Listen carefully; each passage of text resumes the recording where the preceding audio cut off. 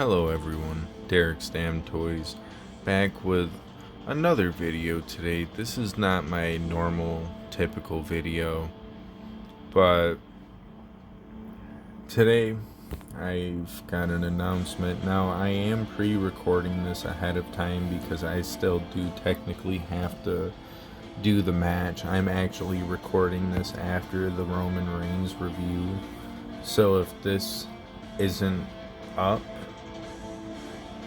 like, as you see what am I trying to say? If the Roman review is up, this should be going up shortly after, unless I do decide to post this first and then the Roman review a couple weeks later, so you'll kind of get a sneak preview maybe. I don't know exactly how I plan on doing that, but yeah, so the announcement is something that I did mention in the Roman review, which is why I am thinking about posting this a little bit earlier, and that's that I will have to take like a little break because I don't know exactly what's going to happen with my upcoming situation, because I haven't had a job for a couple of months now, and everywhere I've applied hasn't gotten back to me yet, so I'm hoping I don't have to move back out where I used to live. Not that it's a bad area, but I just prefer to have the current living situation that I'm having right now and not to have to go move back into a city area, as where I am now in more of a village slash smaller country-ish area. Anyway, but with me slowing down on the figure reviews, hopefully I will get my situation with my job and my apartment back up, and hopefully the situation I have going right now is something I'll be able to keep going and just have the setup we have right now moving forward. Because I don't know about you, but I throw a couple more crowd members up there, maybe a few more over here, and I've got a pretty solid little setup. I mean, yeah, I've got a blank back wall over there, but when it comes to the upcoming show and the way I'm trying to do it, I'm trying to build it as more of like an underground style arena.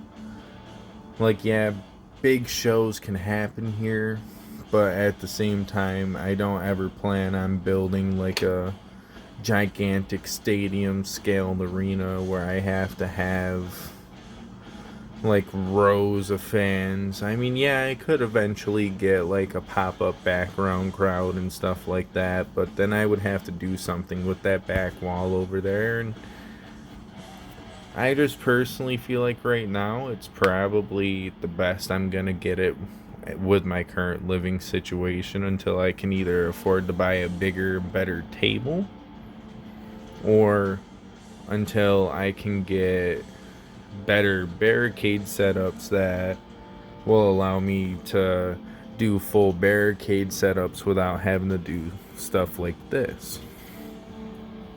Now, does that matter too much to me? No, but I don't know. When it comes to this show, I just want everyone to enjoy it, because I don't care if I use copyright free music or if I use music that will get it copyright striked.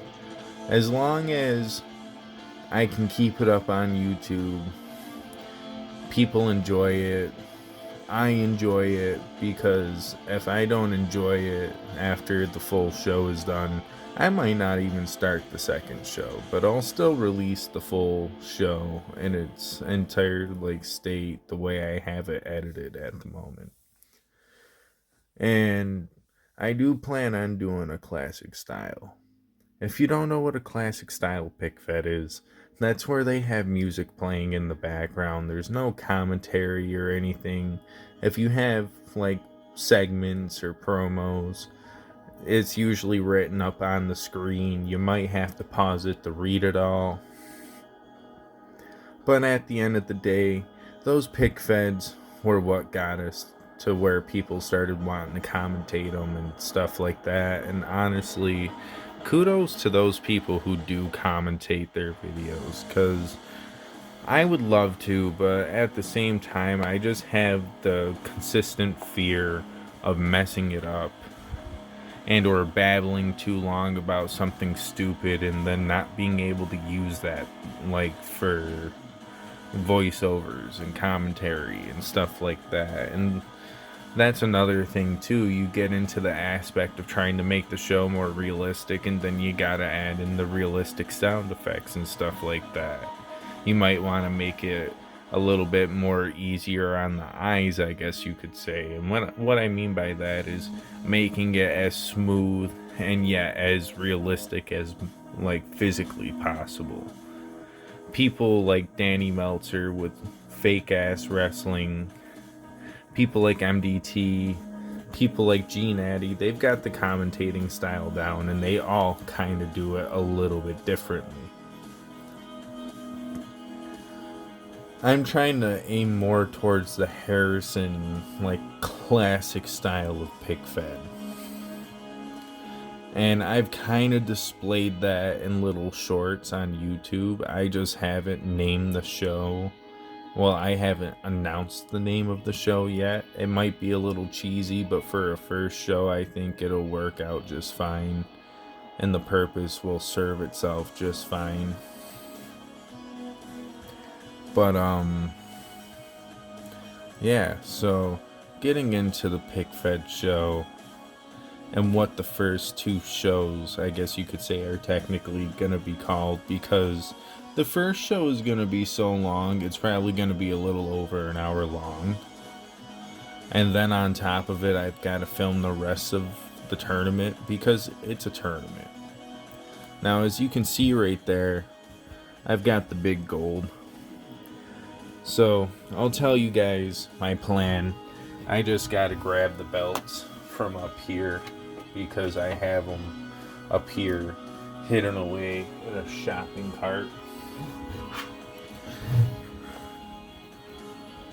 These are all the belts I would like to end up using in the pick fed. And I've got a way we can introduce them all. Not exactly all thoroughly planned out and definitively planned out. But at the end of the day, I would like these all to be in a division. And yes, I do understand the tag titles are different colors. It's because this one is technically like the OG one that came with Big Show. And then this one's the one that came with the more recent Legend Series Kane. So that one's a hell of a lot better looking on the eyes. But I think the two different contrasting colors might actually make it look nice for a pick fed. Especially one of my magnitude. I don't know. But to get into the first show, it's going to be a 16-man tournament. Now, if you follow me on Instagram, I've been kind of putting slow little teasers about this show for a while now. And some of the stuff that you may see during the show. But I've got a 16-man tournament that I am currently in the mix of doing. Why a 16-man? I don't know. I thought a 16-man would be a nice, fun way to kickstart it. You know, 16 men, 8 lose in the first round, 4 lose in the second, 2 lose in the third, and 1 loses in the final.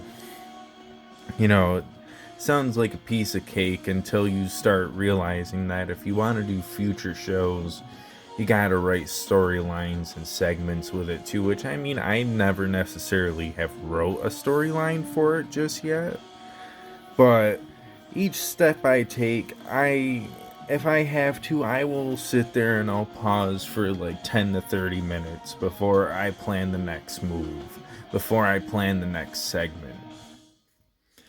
And I feel like that's just kind of the mindset you have to have for a pick fed, because if you try to write it down and you have a certain expectation for it, it may not work out as well as where if you just kind of like, you just have the idea there in your head, but then you just kind of test it out. You don't put it on paper hoping that it works. You just test it, and if it don't work out the way you're hoping it does, maybe just refilm it up a little bit and lead it into a different way you could seg it off. Anyway, with the 16-man tournament, I've got stipulations for it. Because this tournament, I kind of want it to be like no other tournament. And I want it to be a tournament that could set up future shows as well. So it's a 16-man tournament. As I mentioned, you've got 8 people who are going to be losing in the first round. And I have a lot of credible names here, so I don't want all the people that are just going to be losing to just take an L and possibly never being seen again. My plan there is, because it's the first round, if you lose within the first round, you're going to be put into a special 8-man gauntlet match that will be its own special show, because it will probably take me forever to do everything that I want to do in it, but it'll be worth it in my eyes if I can get it off the right way.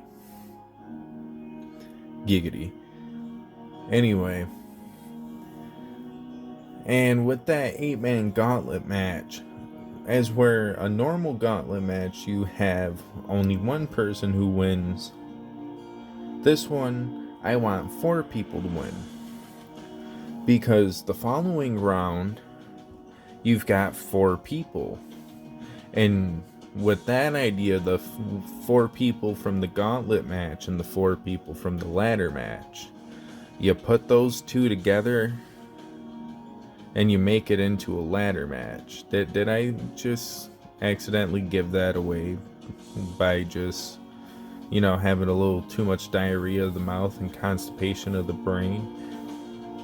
If you played SmackDown vs. Raw 2007, you probably heard that line a lot. Anyway, so I want those 8 men to be put into a ladder match. And maybe you could have like a 5th person out of that 8-man gauntlet win a shot to make the rest of it into a little bit more of a spectacle. And what do I mean by that? Well, after the 4 winners, you only have 3 losers. Because you have the 2 that lose in the next round after the second round, which would obviously be the 3rd. And then you have the 4th round loser, which would be the finals. And with that, you can make a triple threat or a singles match depending on how you want to play the final scenario out. Or you can make it into a fatal 4-way, and whatever titles I plan on using for this case and scenario, you could play it out in a fatal 4-way match for a title, because those matches will be future title shots. I'm planning on doing the US, and I kind of either want to do the hardcore or the IC title. And that's because I've kind of got an idea brewing for the tag titles and the cruiserweight title. But that comes at a later date. But so yeah.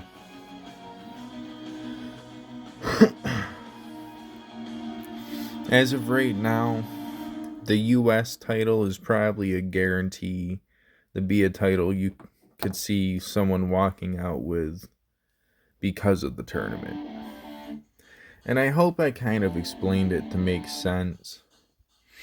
You got the 4 people who will win in that gauntlet match in the beginning. You've got the 4 people from the second round because they at least got further than the first round people.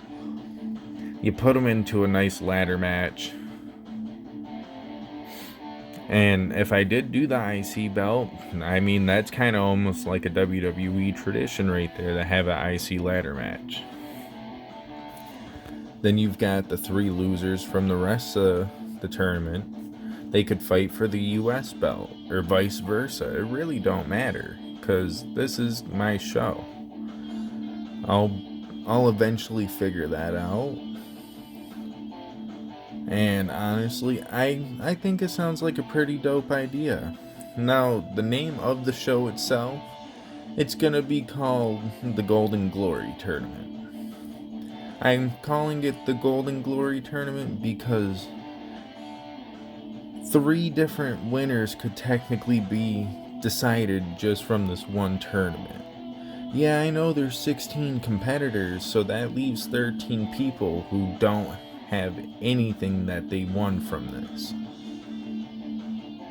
But this is gonna show who I feel like the workhorses of my division will be. Now, do I have an exact person planned for each title?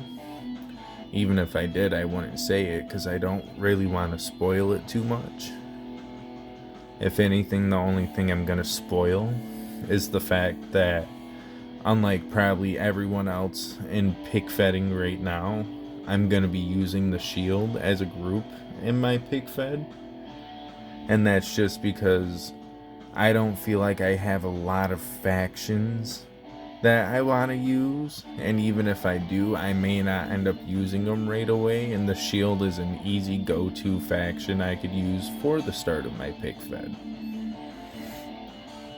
And I've got a really good storyline, especially now that I've got a set of Usos. And I mean, I might also have one more person who's a part of the Samoan bloodline, but we won't talk about it. Sadly, it's not Solo Sikoa, though, making it more of a modern day rendition. Anyway, so with that tournament being announced, the 16 competitors, let's see if I can name them all off the top of my head without having to look at my toe and or just having to pause too long, I guess you could say. So out of 16 men, we've got Seth Rollins, Cody Rhodes, John Silver, Walter. We'll have AJ Styles, Kenny Omega, Hangman Adam Page, Finn Balor, CM Punk, John Cena. We will also be including matches that shall be featuring, this is where I'm going to be pausing a little bit. MJF, Edge, Christian, Chris Jericho. There's a couple more people there, and I'm just not remembering them off the top of my head for whatever reason. Randy Orton and RVD, and I want to say I just listed them all off. If I didn't, when I review and watch over this video, because I normally do tend to rewatch the video at least once before I post it, just so I can make sure I'm not cursing too much, because I kind of have a problem with that. I have a really bad problem with saying some dumb shit. But anyway, I don't know. Tell me what you guys think about the way I did the lighting in this video. Because technically it'll be in 2 different videos. The review for this guy, the lighting was over here on this little stand I've got sitting here with the package for the last review I just did actually. And I didn't think it looked that bad, but I definitely think this looks way better. So tell me what you guys think on that. Now, I'm not using all the lights I've been using for the first show, including the new one, because with the new show, I didn't have the new light right away, so you won't see the new light until the second half. So sorry about that. And that's just because as soon as I'm done editing the first show, before I do post it, I want to get a head start on the second show. But yeah, so hopefully either this week or next week, you guys should be seeing this. Leave a like if you like the video and you're excited for the pig fed, because I know I am.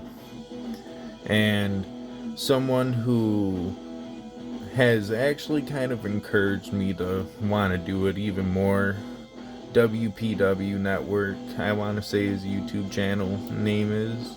I don't know if you guys have seen any of his pig fed work, but I might just have to leave a link in the description to his channel. Me and him talked on Instagram.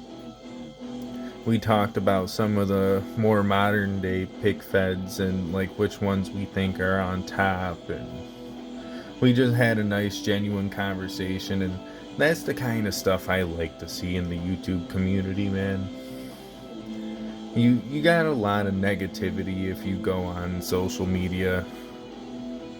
To see someone reach out, just trying to share his video, and you can get a nice conversation with the dude out of it, that's what you like. And on that, just let me get this show on the road. I'll get this out of here. So like the video if you like the video. Follow me on Instagram and Twitter if you do have those social medias. Don't feel like you're obligated to go out of your way to follow me. Make an account to do so. Subscribe for future content, including the pig fed. I'm hoping to make more than just the 2 episodes, but for right now with my situation, I'll be lucky if I'm still in this apartment making episode number 2, because I really gotta throw my ass out there to find a new job. But other than that, I hope you guys are having a great day. I know mine could be a little bit better, but on that, can't really say too much more. Peace, yo.